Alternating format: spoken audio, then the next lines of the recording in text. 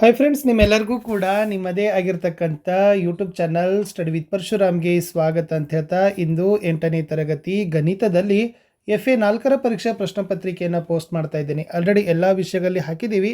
So ಹಿಂದಿನ ವಿಷಯಗಳನ್ನು ನೋಡದೇ ಇದ್ದರೆ ವಿಡಿಯೋದ ಡಿಸ್ಕ್ರಿಪ್ಷನ್ ಬಾಕ್ಸ್ನಲ್ಲಿ FA SA ಎಕ್ಸಾಮ್ 2025-26 ಅಂತ ಇದೆ. ಅಲ್ಲಿ ಹೋಗಿದರೆ ನಿಮಗೆ 8ನ FA 4 ಕ್ವಶನ್ ಪೇಪರ್ ಎಲ್ಲವುಗಳು ಕೂಡ ಸಿಗ್ತವೆ.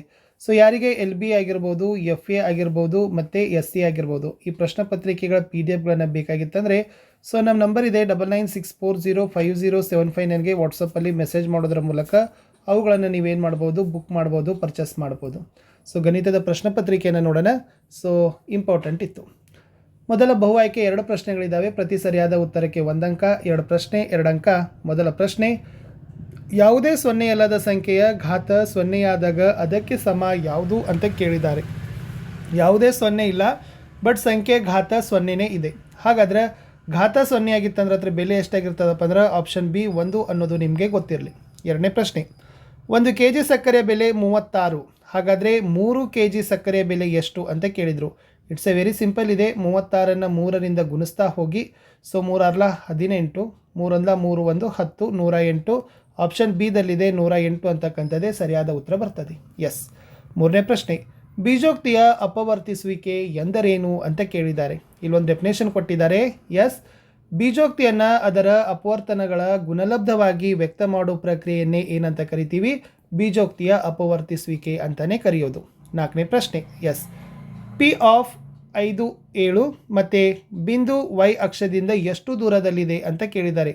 ಪಿ 5 7 ಇದೆ, ಅದು y ಅಕ್ಷದಿಂದ ಎಷ್ಟು ದೂರದಲ್ಲಿದೆ ಅಂತ ನಿಮಗೆ ಇರ್ತಕ್ಕಂಥ ಪ್ರಶ್ನೆ ಇತ್ತು. ಸೊ 4ನೇ ಉತ್ತರ ಬರ್ತದೆ 5 ಮಾನಗಳು ಅಂತಕ್ಕಂಥದ್ದು. ನೀವು ಏನು ಮಾಡಬೇಕಾಗಿತ್ತಪ್ಪ ಅಂದರೆ ಬರೆದ್ರೆ ಉತ್ತರ ಕಂಪ್ಲೀಟ್ ಆಗ್ತದೆ.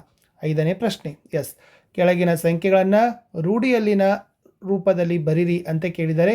ಸೊ ರೂಢಿ ರೂಪದಲ್ಲಿ ನೀವು ಅದನ್ನು ಏನು ಮಾಡಬೇಕಾಗಿತ್ತಪ್ಪ ಅಂದರೆ ಬರಿಬೇಕಿತ್ತು.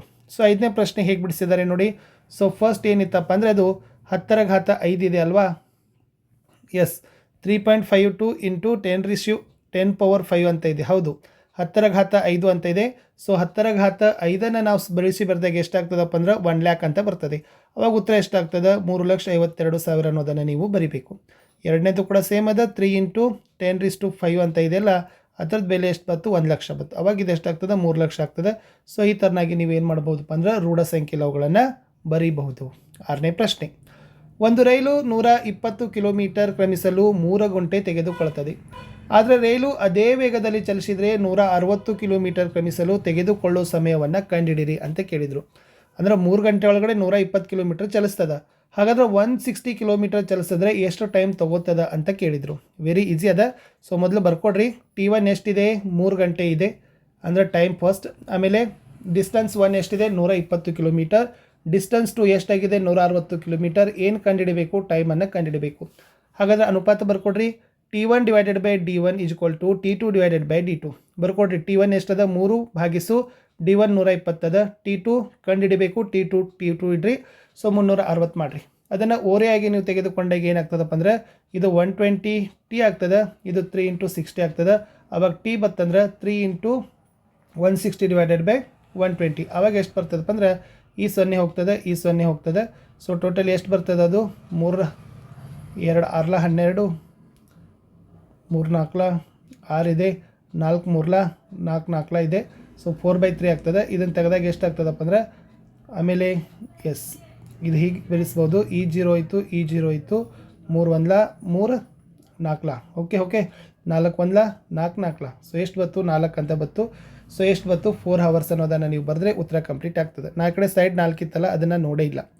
ಎಸ್, ಅಪವರ್ತಿಸಿದೆ 8x + 3x² + 4 ಅಂತ ಇದೆ. ಸೊ ಇದನ್ನು ಸುಲಭೀಕರಣಕ್ಕೆ ತಂದಾಗ ಏನಾಗ್ತದಪ್ಪ ಅಂದ್ರೆ ಬರ್ಕೊಡ್ರಿ. 3x² + 8x + 4, 3x² + 6x + 2x + 4.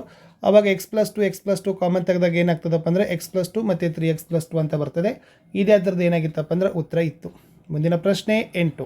S, ಇಲ್ಲಿ 4 ಲೆಕ್ಕ ಇದ್ದಾವೆ. ಎ ಏನಿದೆ ನೋಡಿ. A 0 2 ಇದೆ, B 3 0, C -3 0, D 0 2. ಈ ಬಿಂದುಗಳನ್ನು ಗ್ರಾಫ್ ಹಾಳೆಯಲ್ಲಿ ಗುರುತಿಸಬೇಕು.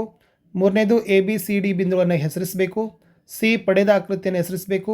D ಆಕೃತಿಯ ವಿಸ್ತೀರ್ಣವನ್ನು ಕಂಡುಹಿಡಬೇಕು ಅಂತ ಕೇಳಿದರು. 8ನೇ ಪ್ರಶ್ನೆ. ಸೊ ಈ ತನಾಗಿರ್ತಕ್ಕಂಥ ಚಿತ್ರ ಬರ್ತದೆ ಅದು. ಎಸ್, ಮೊದಲೇದು ABCD ಬಿಂದುಗಳು ಏನಾದವಲ್ಲ ಅವುಗಳನ್ನು ಸೇರಿಸಿದ್ದಾರೆ. ಎಸ್, ಈ ಸೇರಿಸಿದಾಗ ಯಾವ ಆಕೃತಿ ಬಂತು?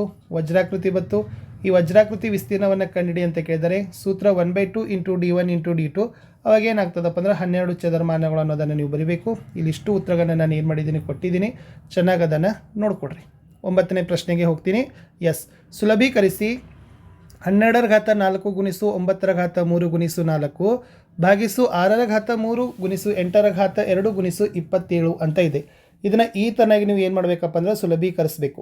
ಓಕೆ, ಸೊ ಇದನ್ನು ಸುಲಭೀಕರಿಸಿದಾಗ ಎಷ್ಟಾಗ್ತದಪ್ಪ ಅಂತಂದರೆ 162 ಅಂತ ಬರ್ತದೆ. ಎಲ್ಲ ಸ್ಟೆಪ್ಸ್ಗಳನ್ನು ನೀವೇನು ಮಾಡಬೇಕು, ನೀಟಾಗಿ ಬಿಡಿಸಿದರೆ ನಿಮಗೆ ಅಂಕಗಳನ್ನು ಕೊಡ್ತಾರೆ. ಯಾವುದೇ ಸ್ಟೆಪ್ಸ್ಗಳನ್ನು ನೀವೇನು ಮಾಡುವಂಗಿಲ್ಲ ಫ್ರೆಂಡ್ಸ್, ಮಿಸ್ ಮಾಡುವಂಗಿಲ್ಲ. ಪಾಸ್ ಮಾಡಿ ಅದನ್ನು ಪಿಕ್ ತಗೊಳ್ರಿ. 10ನೇ ಪ್ರಶ್ನೆ. ಎಸ್, ಗಡಿಯಾರದಲ್ಲಿ ನಿಮಿಷದ ಮುಳ್ಳು 5 ನಿಮಿಷದಲ್ಲಿ 30 ಡಿಗ್ರಿ ಕೋನದಷ್ಟು ತಿರುಗ್ತದೆ.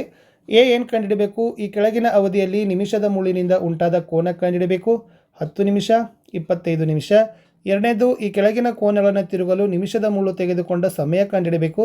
90 ಡಿಗ್ರಿ ಟು 70 ಡಿಗ್ರಿ ಅಂತ ಇದೆ. ಸೊ 10ರಲ್ಲಿ ಫಸ್ಟ್ ಏನಿತ್ತು ನೋಡಿ, ಗಡಿಯಾರದಲ್ಲಿ 5 ನಿಮಿಷದಲ್ಲಿ ಉಂಟಾದ ಕೋನ ಎಷ್ಟಿದೆ? 30 ಡಿಗ್ರಿ ಇದೆ. ಎಸ್, ಈಗ 10 ನಿಮಿಷದಲ್ಲಿ ಉಂಟಾದ ಕೋನ ಏನಾಯಿತು? 2 ಗುಣಿಸು 5 ಅಂದರೆ 2 ಗುಣಿಸು 30 ಅಂದರೆ 60 ಡಿಗ್ರಿ. 25 ನಿಮಿಷದಾಗ ಏನಾಯಿತು? 5 ಗುಣಿಸು 5 ಅಂದರೆ 5 ಇಂಟು 30 150 ಡಿಗ್ರಿ ಬಂತು. ಆವಾಗ ಕೋನ 30 ಡಿಗ್ರಿ ಉಂಟಾಗಲು ಗಡಿಯಾರದಲ್ಲಿ ತೆಗೆದುಕೊಂಡ ಸಮಯ 5 ನಿಮಿಷ. ಹಾಗಾದರೆ 90 ಡಿಗ್ರಿ ಕೋನ ತಿರುಗಲು ನಿಮಿಷದ ಮುಳ್ಳು ತೆಗೆದುಕೊಂಡ ಸಮಯ 3 ಗುಣಿಸು 30 ಡಿಗ್ರಿ ಅಂದರೆ 3 ಇಂಟು 5 15 ನಿಮಿಷ. ಆವಾಗ 270 ಡಿಗ್ರಿದಷ್ಟು ಕೋನವನ್ನು ತಿರುಗಲು ನಿಮಿಷದ ಮುಳ್ಳು ತೆಗೆದುಕೊಂಡ ಸಮಯ 9 ಗುಣಿಸು 30 ಡಿಗ್ರಿ ಅಂದರೆ 9 ಮತ್ತು 5 ಅಂದರೆ ಎಷ್ಟಾಯ್ತಪ್ಪ ಅಂದರೆ 45 ನಿಮಿಷ ಅಂತ ಬಂತು.